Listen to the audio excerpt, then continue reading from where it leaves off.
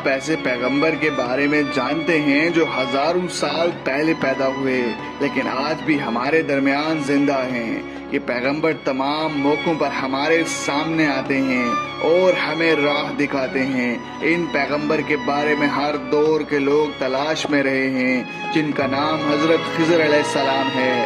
حضرت خضر علیہ السلام کو ہمیشہ زندہ رہنے کی قوت کیسے ملی، اس کے متعلق مختلف واقعات ہیں۔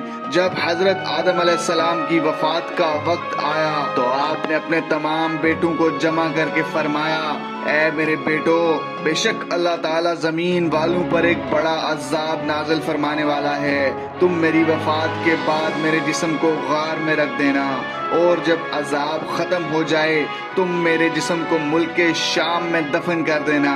آپ کی وفات کے بعد آپ کا جسم آپ کے بیٹوں کے پاس رہا۔ جب اللہ نے نوح علیہ السلام کو مبعوث فرمایا تو انہوں نے حضرت آدم علیہ السلام کے جسم کو اپنے پاس رکھا۔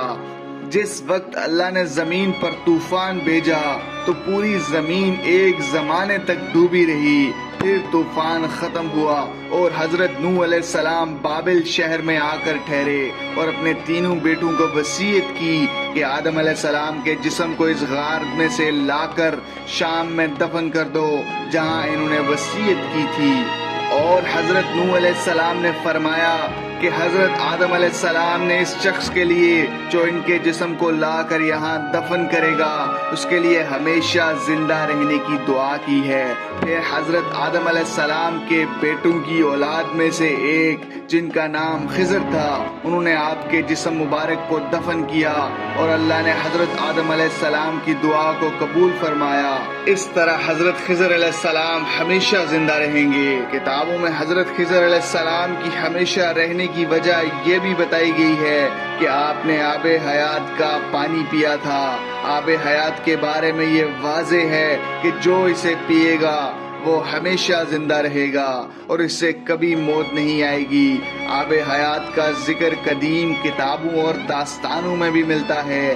جو لوگ آج تک آب حیات تک پہنچے ہیں ان میں ایک حضرت الیاس علیہ السلام، دوسرے حضرت ذوالقرنین علیہ السلام اور تیسرے حضرت خضر علیہ السلام ہیں، جن میں حضرت خضر اور حضرت الیاس کو ہی وہ پانی نصیب ہوا۔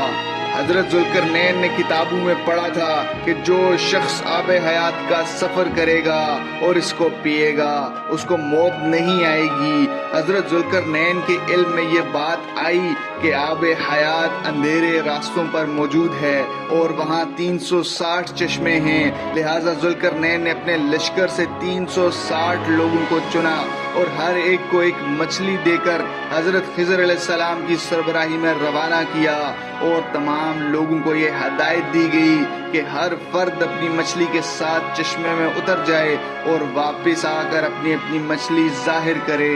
کافی لمبے سفر اور دشواری کے بعد آخر کار یہ لوگ اس تک پہنچ گئے۔ جب واپس آئے تو ذوالقرنین نے کہا اپنی اپنی مچھلی واپس جمع کرو، لہٰذا سب نے اپنی مچھلی ان کے سامنے پیش کر دی سوائے حضرت خضر علیہ السلام کے۔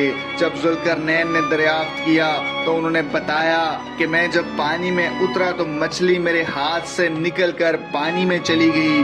میں نے غوطہ لگا کر اسے پکڑنے کی بہت کوشش کی مگر ناکام رہا۔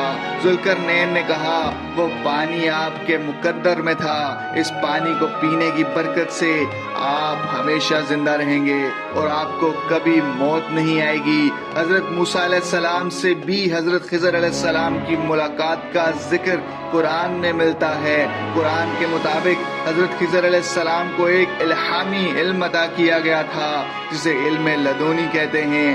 اس علم کو سیکھنے کے لیے حضرت موسیٰ علیہ السلام حضرت خضر علیہ السلام سے ملے اور ان سے یہ درخواست کی کہ اللہ نے جو انہیں علم عطا کیا ہے وہ انہیں بھی سکھائیں، لیکن حضرت موسیٰ علیہ السلام جلد بازی اور صبر نہ کرنے کی وجہ سے وہ علم نہیں سیکھ پاتے۔ بعض علماء نے اس واقعے کو دلیل بنا کر حضرت خضر علیہ السلام کو پیغمبر قرار دیا ہے، کیونکہ ایک پیغمبر کو کوئی عام آدمی کوئی بھی علم نہیں سکھا سکتا۔ حضرت خضر علیہ السلام کو جو علم عطا کیا گیا ہے، اس کے ذریعے آپ مشکل میں پھنسے لوگوں کی مدد فرماتے ہیں اور گمراہوں کو رہنمائی کرتے ہیں۔